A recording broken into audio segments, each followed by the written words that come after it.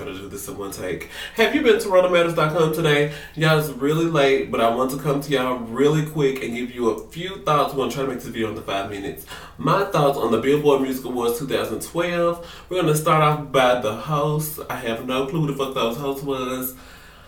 All their jokes, I didn't kind of get. No tea, no shade to white people. But, you know, like, I never really kind of sort of get white people jokes. Like, the whole Will Ferrell era. You know, like, a lot of those white people movies, I never really get those. I never get those. Like, The Office, I never really got that. Things like that just don't get me. So, first of all, the hosts were a complete flop. And the first, was it 30, 45 minutes? Whatever happens, I don't even remember. The first solid memory I had was when Chris Brown came out.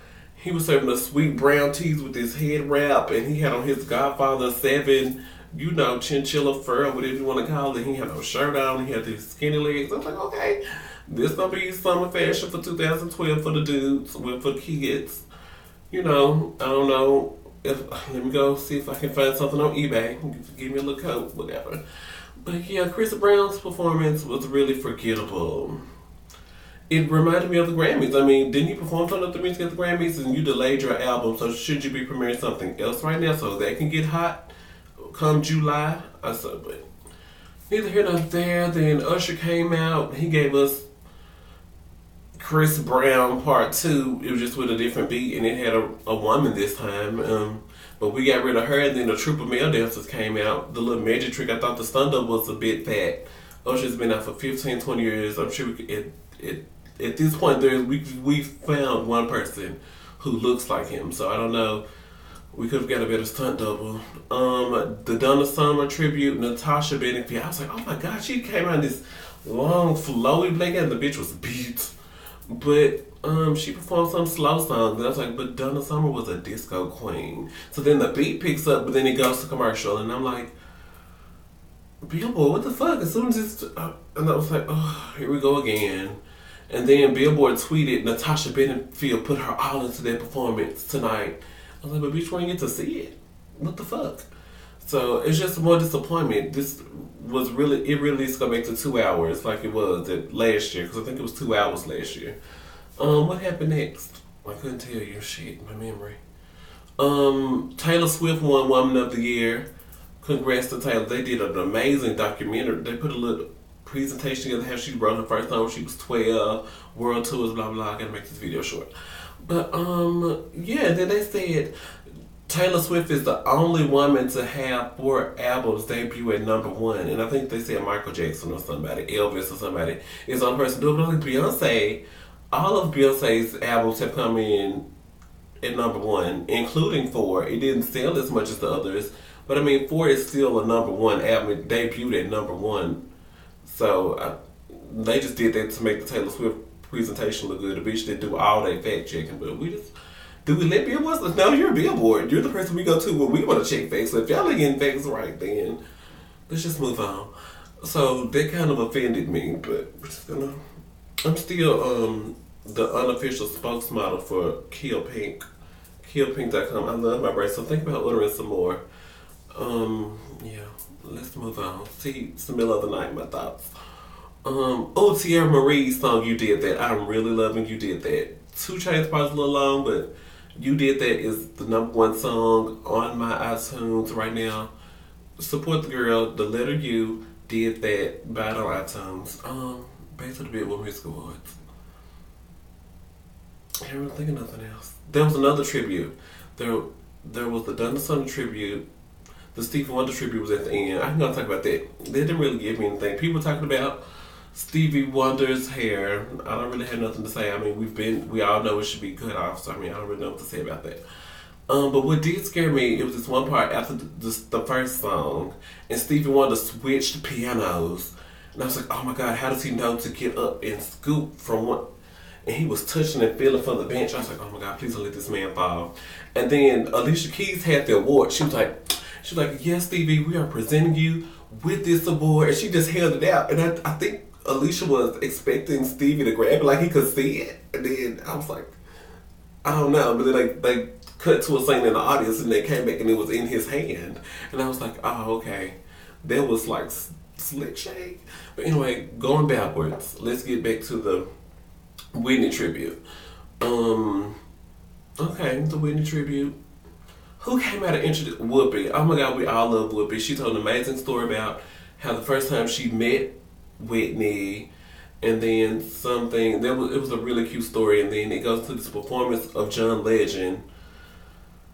I don't want to say I didn't like it, but it was this one note he sang in Greatest Love of All. He was trying to hold it. It was cute at first, and then it started cracking, and I was like, oh Lord, it's gonna go down here from there. And then he had these glasses. I was like, bitch, we obviously need to tell our sister that the nerd glasses thing was like for last fall, like late summer, last fall. So it's a new summer now. He needs to take those glasses off. Jordin Sparks came out, and I was stunned. At first, when Jordin Sparks came out, I was so stunned. I was like, she was so beautiful. Like, she had on this long, flowy royal blue something, and it was I guess they had fans on the stage, and it was just flowing in the fans. And she had on this black corset top piece. I think it was like faux leather. It probably was real leather.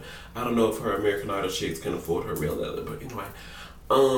Studs. I was like, oh my God, please tell her do good, because she might actually have a career after this, because Jordin Sparks won American Idol back in '07, and I haven't really did song No Air with Chris Brown. I be at work saying, when things get stressful, I'm like, bitch, I'm supposed to breathe with no air. But other than that, I don't really think we've seen much of Jordin Sparks since '07. So I'm like, hopefully this goes well. She did really good until it got to the belt. I think when that's the Whitney song. And it was recorded in one take because Whitney was the voice. And Jordin Sparks she did really good until it got to that belt. But like every other part, including the part after the belt, she did good. So everybody will go see Sparkle now, safely knowing that Jordin Sparks can sing. I think that's a good thing. And then Pat Houston got up there acting like she was the one in the Billboard promotion. They didn't say Pat Houston and Bobbi K was gonna come up and accept the award. Bitch, I thought Bobbi Kristina was singing, but girl, judging by the way she looked, this bitch looked like she had been upside down at the bar, jamming a Lil Boosie before, she was doing the Cupid shuffle, 2 steps to the left, bitch, slide. Okay, shuffle. Bobbi K looked like she had been having fun somewhere, bitch. She had her man sitting to her in the audience. This her cousin or something? He is fine, though, bitch. And Bobbi K is getting thick. I don't want to say dick is doing it, but, when you find you a good dick, honey, you start spreading a little bit. Anyway, moving on past that. But yeah, Bobbi K looked like she had been doing something. That dress was skin tight, bitch. They confirmed it.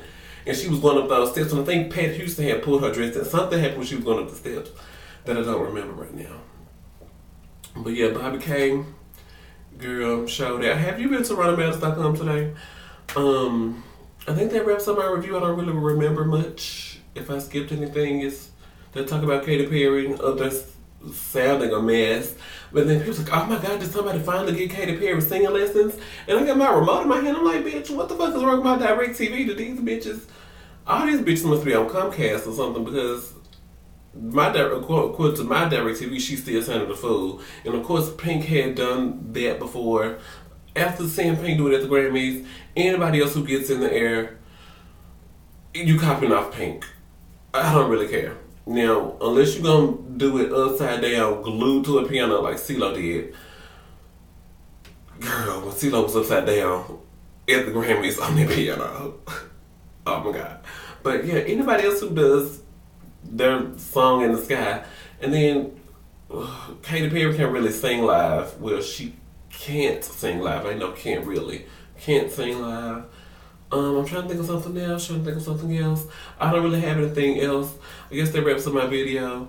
Thank you for watching this video. Make sure you thumbs up. Please thumbs up this video. Leave a comment or thumbs down the video. Hey, those get me excited too. Comment, share, all this shit. Check out runnermatters.com. Follow me on Twitter @runnermatters. Thank you for watching. Bye.